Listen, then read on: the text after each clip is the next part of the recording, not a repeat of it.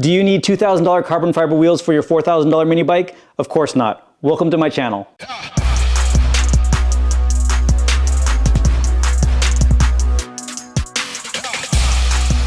I've wanted a set of these ever since I bought my 2019 Honda Monkey.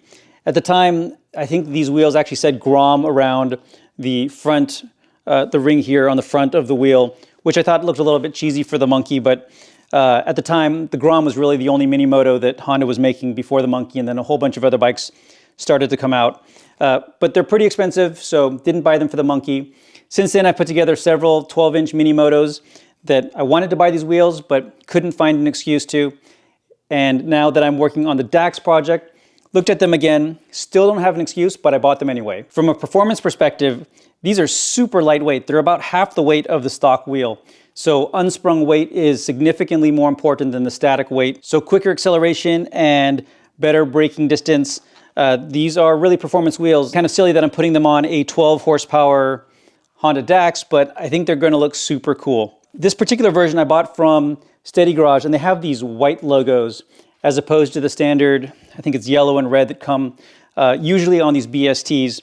There's also a few different options in ordering them. For the front wheel here, you can see that I have the 5-bolt pattern for the front disc, as well as the 3 holes so that it can support ABS. And then on the rear wheel here, the variation is that it comes in either the standard 3.5-inch width, or I opted for the 4-inch width. On the track, I think typically more narrow wheels are better from a cornering perspective, but this is a cruiser bike, and I thought that the extra half-inch width in the rear tire just looks, or the rear wheel, just looks a little cooler. I have these wrapped in Kenda KD1 tires. It's the 130/70/12 in the rear, and the 120/70 in the front. I've had this tire on several bikes at this point. It's a really good balance. It's a tire that you can ride on the track if you want to. I really like the tread pattern. It seems pretty track aggressive looking, but it's also just a great street tire. So in addition to looks, it performs well, and it's also relatively inexpensive. I think these are less than 70 bucks each, which is on the lower side for these 12-inch tires. I'll link below to Steady Garage, where you can see all the options if you're interested in picking up a set for yourself. These are for the Grom. I'm expecting them to bolt directly onto the Dax. I think the bolt pattern, or rather the spacing, is all the same, but we'll find out here in just a second. So installation is going to be super simple. We're just taking off the old wheels and throwing the new ones on. I do need to transfer the cush drive as well as the sprocket. I've got the DHM hub currently on this bike that I'll be transferring over, and then need to take over the discs for the rear and the front. Also on the front, need to swap in the little mechanism so that the ABS sensor can read how fast the wheel is moving. But again, that'll be really easy. So let's get them on the bike and see what they look like. All right, so these came out absolutely amazing. I added the Takagawa rear rotor to match the front floating rotor that I have on the front wheel. Just wanted to show you what these look like. I did ride the bike around a little bit. It does actually feel quicker on the take up, and then also from a braking perspective, a little bit stronger. But I honestly mostly bought them for the looks, and I think this 3-spoke wheel design looks great on this bike. I've actually looked at it for the Grom, and I didn't think it looked as good on some of the other bikes. I think on the Dax, it looks absolutely perfect. While I was sitting here throwing money at the bike, I also added the Nemoto fork lugs. You can see here they're nice and machined, way cleaner than the stock cast pieces.